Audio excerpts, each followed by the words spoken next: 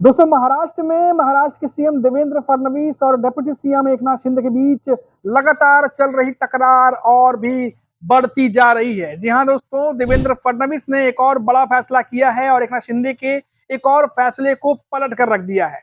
मित्रा क्या है, मित्रा वो भी मैं आपको बताऊंगा, लेकिन पहले खबर जान लीजिए कि ये जो मित्रा है इसके उपाध्यक्ष हुआ करते थे पहले, जो एकनाथ शिंदे के करीबी बताए जाते थे, अजय आशेर, उनको हटा करके देवेंद्र फडणवीस ने अपना विश्वास पात्र, अपने करीबी को सीईओ बना दिया है, जिनका नाम है प्रवीण परदेसी। पूरी खबर क्या है आपको बताता हूं, और कैसे ये खबर जो है वो और भी ज्यादा इस तकरार को बढ़ा सकती है, उस पर भी चर्चा करेंगे। नमस्कार दोस्तों, मेरा नाम है मनीष कुमार सिंह और आप देख रहे हैं 4 PM महाराष्ट्र। दोस्तों, महाराष्ट्र से आए दिन खबर आती रहती है कि कैसे सीएम देवेंद्र फडणवीस भूतपूर्व सीएम एकनाथ शिंदे के तमाम फैसलों को पलट रहे हैं। भले ही डेप्यूटी सीएम एकनाथ शिंदे, लेकिन कई सारी बातें अब भाजपा महाराष्ट्र में अपने मन मुताबिक करती जा रही है, जिसमें से मित्रा जो है वो महाराष्ट्र में इन्वेस्टमेंट, निवेश बढ़ाने पर काम करती है। और ये संगठन ठीक वैसा ही है जैसे केंद्र में नीति आयोग। और जब सीएम हुआ करते थे एकनाथ शिंदे, तब उन्होंने इस मित्रा का उपाध्यक्ष जो बनाया था वो अपने करीबी अजय आशेर को बनाया था, और उनके देखरेख में मित्रा में काम चल रहा था। और अब जैसे ही साल 2024 में देवेंद्र फडणवीस सीएम बनते हैं, भाजपा बड़ी पार्टी बन के उभरती है, धीरे धीरे करके एकनाथ शिंदे के करीबियों को उनके पद से हटाया जा रहा है और दूसरे जो अधिकारी हैं या मंत्री हैं उनकी नियुक्ति की जा रही है। अब इसी सिलसिले को आगे बढ़ाते हुए देवेंद्र फडणवीस ने अपने विश्वास पात्र और करीबी, ये ऐसे बताए जाते हैं कि देवेंद्र फडणवीस के बहुत खासम खास हैं, प्रवीण परदेसी, उनको सीईओ मित्रा का बना दिया गया है। अब ये बात बिल्कुल भी एकनाथ शिंदे को पसंद नहीं आएगी, क्योंकि एक दो फैसले चलिए बदलते हैं, समझ में आता है, लेकिन लगातार हर तीसरे चौथे दिन कोई ना कोई खबर आती है जब देवेंद्र फडणवीस कुछ फैसला करते हैं और वो एकनाथ शिंदे की बिल्कुल अलग जाता है। अब साल 2024 में विधानसभा चुनाव के बाद जिस तरीके से बीजेपी बड़ी पार्टी बन के उभरी, जिस तरीके से देवेंद्र फडणवीस सीएम बने, उसके बाद से लगातार देखा गया कि एकनाथ शिंदे न सिर्फ दरकिनार हुए बल्कि उनके कई सारे फैसलों को पलटा गया। कई सारे ऐसे प्रोजेक्ट्स हैं जो एकनाथ शिंदे के समय में जब वो सीएम थे तब ग्रीन सिग्नल दिया गया था और उस पर काम चल रहा था, लेकिन जैसे ही देवेंद्र फडणवीस सीएम बनते हैं, उनमें से कई सारे प्रोजेक्ट पे स्टे लग जाता है। और वो छोटे मोटे प्रोजेक्ट नहीं, कुछ 13,000 करोड़ के प्रोजेक्ट हैं, कुछ 900 करोड़ के प्रोजेक्ट हैं। बीएमसी का हमने आपको बताया था कि कैसे बीएमसी में भी एक काम जो है एकनाथ शिंदे ने ग्रीन सिग्नल दिया था, जो सूखा कचरा है उसका रिसाइकलिंग और जो स्लम एरिया है वहां के जो नालों की सफाई, इसको लेकर के भी 1300-1400 करोड़ का प्रोजेक्ट था, उसको भी जो है रद्द कर दिया गया, स्टे लगा दिया गया, क्योंकि कई खामियां नजर आई उसमें। कई सारे ऐसे कंपनी को प्रोजेक्ट्स दे दिए गए थे जिनका अनुभव नहीं था, तो ऐसी बातें भी सामने आई और जांच से घेरे में कई सारे प्रोजेक्ट्स आ गए हैं। और क्योंकि ऐसा तो था नहीं किसी और की सरकार थी, मायावती की ही सरकार थी।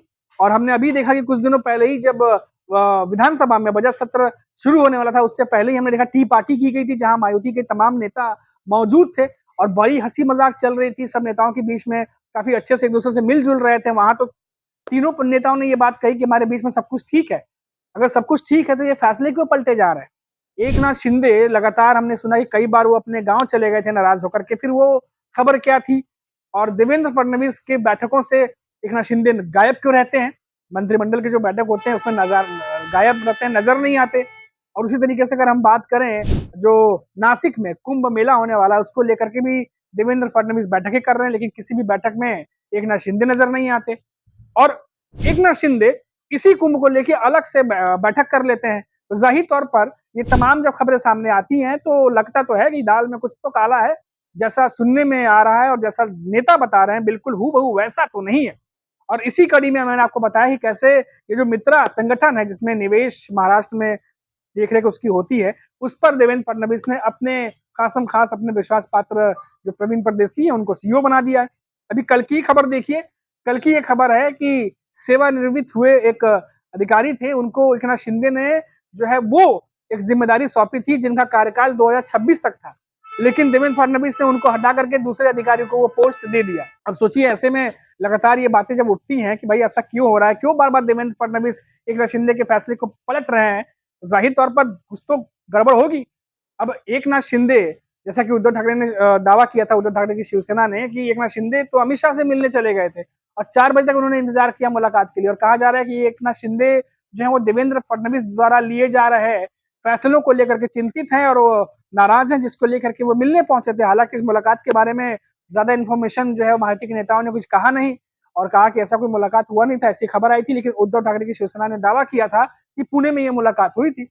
अब एकनाथ शिंदे किस तरीके से अपने आप को महाराष्ट्र में देख रहे हैं, ये तो आने वाला वक्त बताएगा। लेकिन इतना जरूर है, खींचतान जो है वो मची हुई है।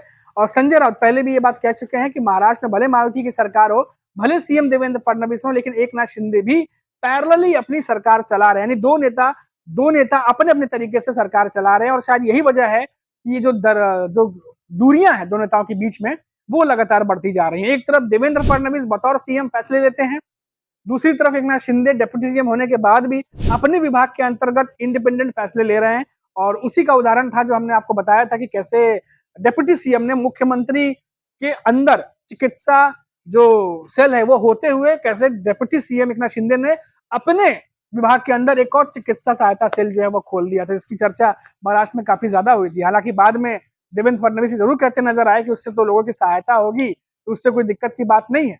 लेकिन जब इंडिपेंडेंट फैसले लिए जाते हैं तो जाहिर तौर पर कहीं ना कहीं कुछ ना कुछ बात तो है जो ये नेता कहना नहीं चाह रहे। वरना अजीत पवार यूं ही मजाक मजाक में टी पार्टी में ये बात नहीं कहते कि मेरी कुर्सी तो फिक्स है, आप अपनी कुर्सी बचा नहीं पाए।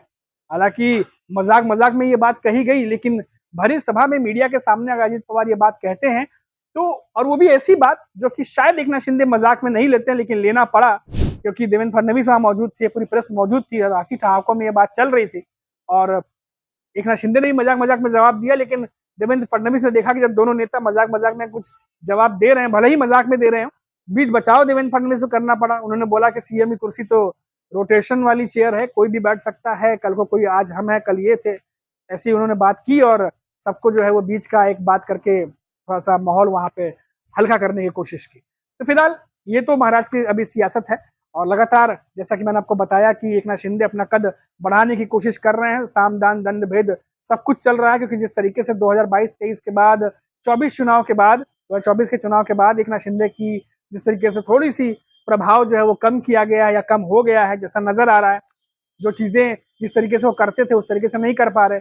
देवेंद्र फडणवीस अपना फैसला अलग बैक टू बैक लिए जा रहे हैं और शायद उनके संगठन के नेताओं को ये लग रहा है कि देवेंद्र फडणवीस जो है बहुत कुछ अपने हिसाब से कर रहे हैं। जैसे निजी सचिवों की नियुक्ति मैंने आपको बताया था, ओएसडी की नियुक्ति, जो बार बार एकनाथ शिंदे और अजित पवार के नेता नाराज थे कि भाई उनकी जो निजी सचिव है उनकी नियुक्ति मुख्यमंत्री कार्यालय से क्यों होगी, और साथ साथ कह दिया गया था कि मुख्यमंत्री कार्यालय से ही होगी जब तक देवेंद्र फडणवीस की सहमति नहीं बनती, मुख्यमंत्री कार्यालय से हाँ नहीं आता, अप्रूवल नहीं आता, तब तक कोई भी मंत्री अपना निजी सचिव या ओएसडी नहीं रख सकता। यानी काफी कुछ कंट्रोल में देवेंद्र फडणवीस ने अपने रखा हुआ है और इसी वजह से जो सहयोगी दल है उनकी जो इस समय कहिए सांसें जो है वो चढ़ी रहती हैं।